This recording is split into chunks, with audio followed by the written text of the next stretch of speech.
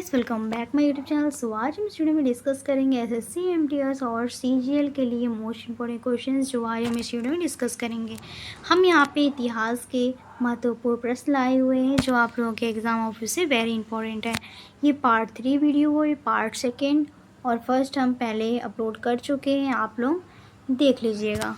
और उसमें हम एकदम 1 बाय 1 सटीक क्वेश्चंस लाए हैं।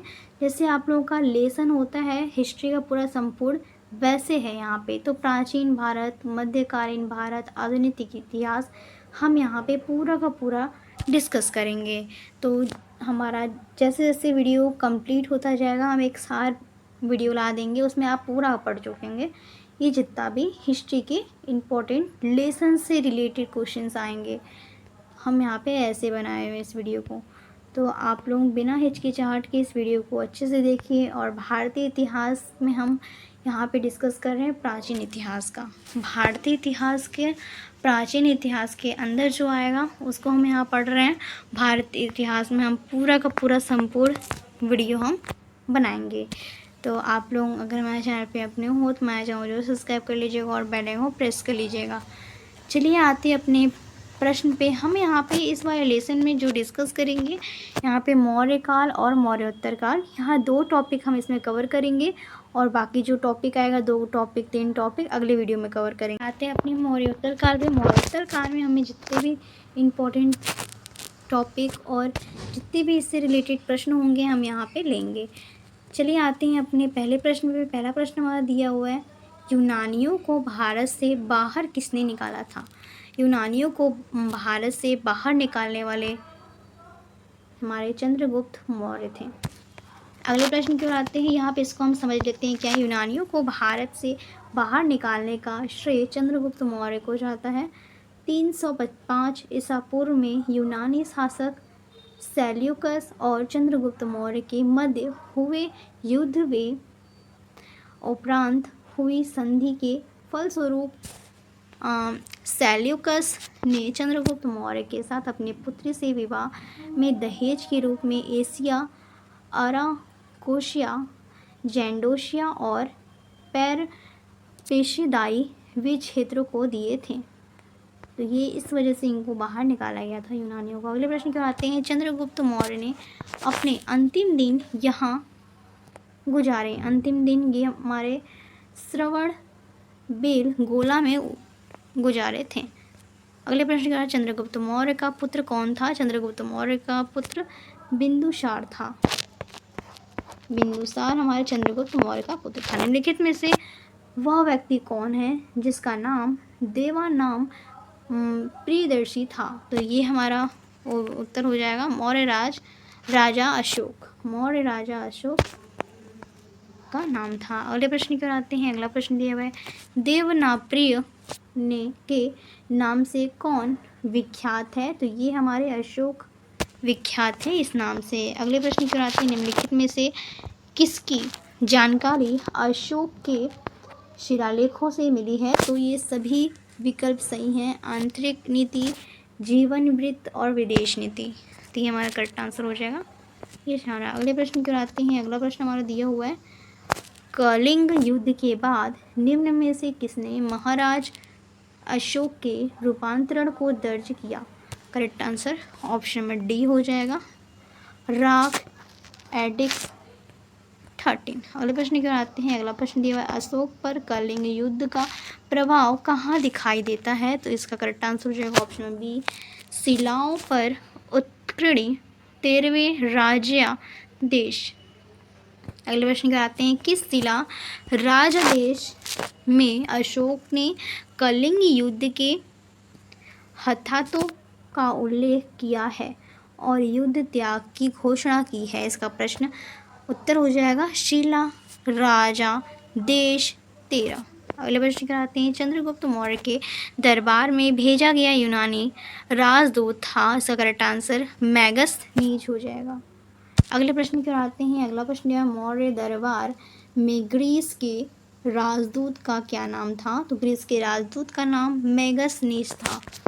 अगले प्रश्न की ओर आते हैं। अगला प्रश्न हमारा दिया हुआ है, इंडिका किसने लिखी? तो इंडिका हमारे मैगस्थनीज ने लिखी है। करेक्ट आंसर ऑप्शन बी हो जाएगा। अगले प्रश्न की ओर आते हैं। अशोक ने किस बौद्ध साधु से प्रभावित होकर बौद्ध धर्म अपनाया? तो इसका करेक्ट आंसर उपगुप्त हो जाएगा।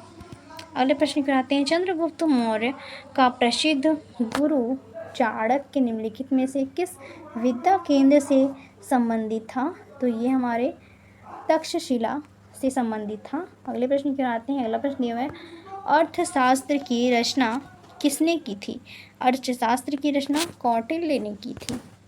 अगले प्रश्न की ओर आते हैं। अगला प्रश्न है। अशोक के शिलालेख किस लिपि में खुदे हुए हैं? तो अशोक के शिलालेख हमारी ब्राह्मी लिपि में खुदे हुए हैं। अगले प्रश्न की ओर आते हैं। अगला प्रश्न हमारा यहाँ पे दिया हुआ है। मौर्य वंश के तत्काल बाद किस वंश ने आकर मगध राज पर शासन किया? शुंग हमारा करेक्ट आंसर। अगले प्रश्न पे आते हैं। मौर्य वंश का ये लास्ट प्रश्न है। मौर्य वंश के शासन के दौरान स्थानीय कौन था? तो ये हमारे जिला प्रशासक थे। करेक्ट आंसर जिला प्रशासक हो जाएगा। अब आते हैं मौर्योत्तर काल पे। मौर्योत्तर काल का हम ओवरव्यू देख लेते हैं। पहले तक्षशिला विश्वविद्यालय किन दो नदियों के बीच है? तो सिंधु और झेलम नदी के बीच है। यहाँ पे आते हैं हम इसके प्रश्न पे डायरेक्ट।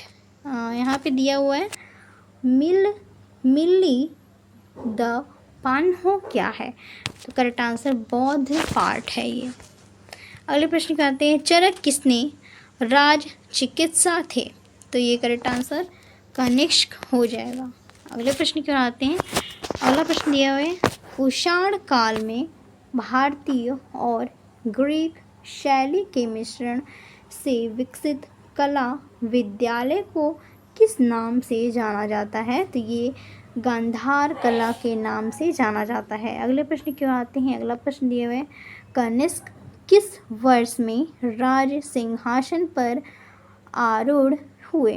तो इसका करेक्ट आंसर हो जाएगा ऑप्शन में बी 78 ईस्वी में ये आरूढ़ हुए थे। अगले प्रश्न की ओर आते हैं। अगला प्रश्न हमारा यहाँ पे दिया हुआ है। यहाँ पे आपका जोड़ने के लिए दिया है। आते हैं अगले प्रश्न में। कालिंग शासक खारवेल ने संरक्षण दिया। करेक्ट आंसर ऑप्शन में डी हो जाएगा। जैन धर्म को उन्होंने दिया था। अगले प्रश्न को आते हैं। सातवाहन का सबसे बड़ा शासक कौन था? सातवाहन का सबसे बड़ा शासक गौतमीपुत्र सातकर्णी था। अगले प्रश्न की ओर आते हैं। अगला प्रश्न दिया हुआ है। निम्नलिखित में से विद्या की सबसे पुरानी पीठ कौन सी है? तो ये हमारे तक्षशिला हमारी विद्या की सबसे पुरानी पीठ है। ये हमारा तक्षशिला विद्यालय की सबसे पुरानी पीठ है। यह मौर्य युग के पूर्व ही स्थापित था। नालंदा एवं उज्जैन गुप्तकालीन, जबकि विक्रमशिला पाल युगीन विद्या केंद्र थे। तक्षशिला नगरी अत्यंत प्राचीन काल में गांधार जनपद की राजधानी थी। इसकी सबसे अधिक ख्याति शैक्षणिक क्षेत्र में मानी जाती थी और यह शिक्षा का प्रमुख केंद्र था। हम इसके आगे आते हैं अगले प्रश्न पे। राजा खारवेल किस चेंदी वंश के महानतम शासक थे? तो करेक्ट आंसर कलिंग हो जाएगा। तो अब इसके आगे हम कल डिस्कस करेंगे गुप्त काल। तो सो गाइज़, मेरी आज की वीडियो पसंद है जरूर लाइक करिएगा, शेयर करिएगा, कमेंट करिएगा and thank you for watching. मिलते हैं अगले वीडियो में।